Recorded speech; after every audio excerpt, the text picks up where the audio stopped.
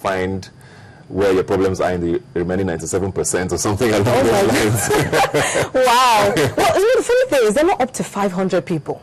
And they're earning so much. So definitely I'm on the side of, that one asked. And I'm trying to, and I think really they should cut down on the budget. They're earning more than the President of the United States of America. Yeah, I think they're the legislators in the world. In the world. And we have so many other issues going on. And it's surprising that he's not, well, it's surprising he actually sent out a quote like that, because they're not even apologetic about it, and they're telling us to find, solve the 97% other problems. I think definitely, they should listen to what the young people are saying. Do you think protests like this work? Like, do they have any effect? Especially, we heard that the government allegedly or apparently the senators sent the protesters back to go and do their research and inform them next time before they came so that they will have an adequate response. Funny enough, I think if they inform them, they probably would just not be there.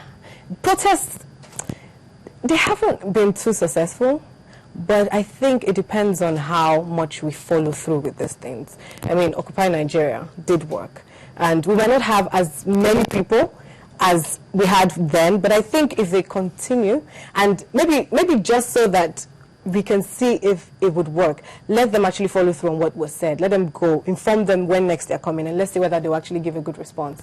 Well, very impressive, like you said. It's good to see young Nigerians standing up and acting basically for and asking for answers, because most times we don't know the answers to a lot of questions, which is why we are in the states that we are. Moving on to some other serious issue. I say this every week, and on social media people have even accused me of being like a broken record every time. But there's more attacks by Boko Haram, and I think even this morning I woke up to news about students in Yobe State being killed again. And I think at the last count for this week alone, it's close to 100.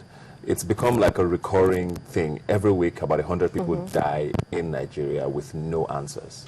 The sad thing is, we are not even worried. I think that is the sad thing. Everybody on social media, we see the tweets, okay, people have died, and everybody moves on, and nobody's bothered. And I keep wondering why. And I think it's because even we are not bothered, so the government is not going to do anything about it. By now, we're still wondering, why is this happening? People are dying. Today, people died. Students died. Lives were lost, but everybody's moved on. It's not important to people. And we really need to... the end needs to be in sight. Doesn't it worry you that, even if the citizens are sort of tired, doesn't it worry you that the government also has that sort of attitude as well to these same issues?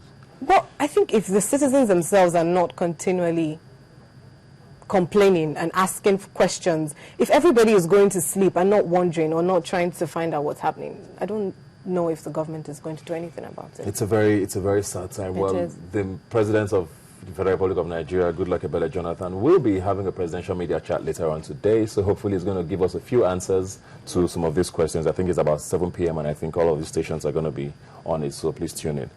But also very sad news. I woke up this morning to about 48 or so Nigerians who were drowned in the River Niger, and I think about 100 others are also missing, and we don't know what happened with them both mishap, and we just want to pray for them and their families and wish them all the best. Thank you very much, Daphne, for joining me on the news today. Thank you. When we come back much later on the show, we have an interesting rapper, easily my favorite artist in Nigeria one of these days, and he's going to be here to talk entertainment. But before we get to that, we're going to be talking tobacco. What do you know about that?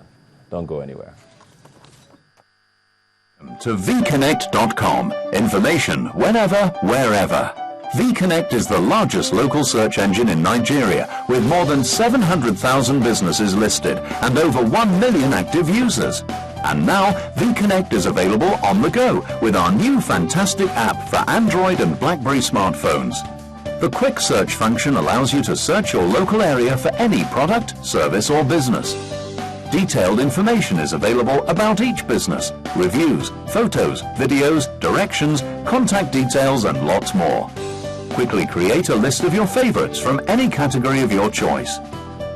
Can't find the business you're looking for? Select Get Supplier and fill out a few details. In no time at all, we'll get back to you with the information you're looking for. Download the vconnect.com app from the Play Store and BlackBerry App World today. Every day you invite us to your home. Now we invite you to our homepage. Join Channels TV on social media. Hang out with us on Google Plus /Channels Television. Follow us on Twitter.com /Channels TV_NG. Friend us on Facebook.com /Channels Forum. And don't forget to like our page. That's not all. Subscribe to our YouTube channels. YouTube.com /Channels Web to get constant video updates and news and events in Nigeria and around the world. ChannelsTV.com, the news at your fingertips. Every day as they happen, opinions arise. I lost money in Africa. Sanusi said he couldn't care about the shareholder. For and against, they have to be heard. The government of this dispensation has made a very strong commitment. Yet, them skits going on. Every day people are dying and we are talking grammar. Unfiltered. We are the worst advertisement of the product we are trying to preach. Uninhibited. People are contravening and contradicting traffic rules. And issues are laid bare. This is what is called in psychology narcissism. Is worse than megalomania. And the weight decided by you. Face Off. Wednesdays 8 to 9 p.m. only on Channels Television. Say, hey, we represent. What else? What else? Come on, come on, come on. Let's go. So let's dance now. It is my turn. Just one more you. I am ready for your action. Just one more you. You should cut off all distraction. It's all on you now. And just give me some reaction. Just one more you. Girl, I like the way you move. Really want.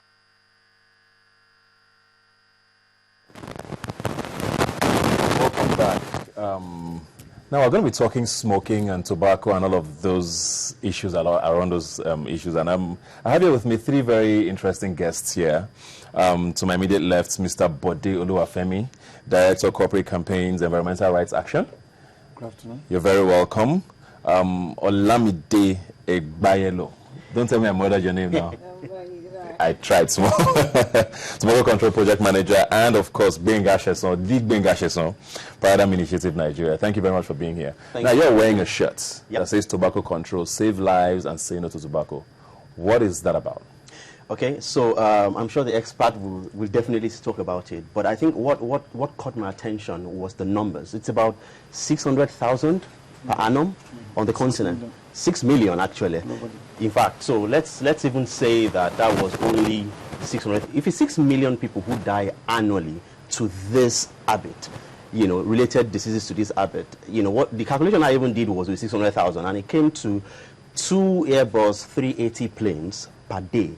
Something like 2 Airbus A380 planes crashing per day. So that would even mean 20, since it's 6 million. Now, if something kills that many people, then I should be worried about it. What he said you're going to talk about this. What is going on? Why is this such a problem for people around the world? You know, it's just like what's on the shirt. Tobacco kills, you know, and it's killing in the region of millions. Currently, it's killing close to 6 million people every year.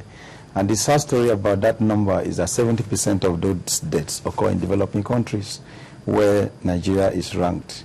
And we've heard those messages about tobacco smoking is dangerous to your health, but that is just, you know, not very appropriate. It's not actually striking because it I want on to the ask head. that. I find that, I mean, tobacco companies are not allowed to advertise anymore. A lot of things, sort of controls have been put in place, but for some reason it looks like smoking is on the rise.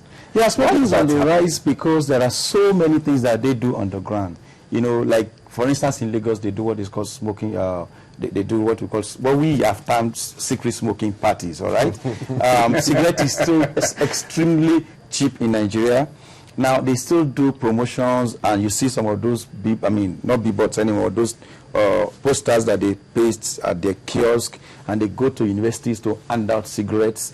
They say you smoke and you win iPod, you win iPad. And we can still tell you that as recent as about 2 weeks ago, we still caught them in Ibadan, sharing cigarettes, you know, around bars and a few schools in Ibadan. So they do all these. And because particularly here in Nigeria, we don't have enough laws. We don't have laws to prevent the smoking environments that will make people not to smoke. So that essentially is what we're trying to do to get those in place so that smoking rate can come down in Nigeria. It is coming down in the West, for instance, but it's rising in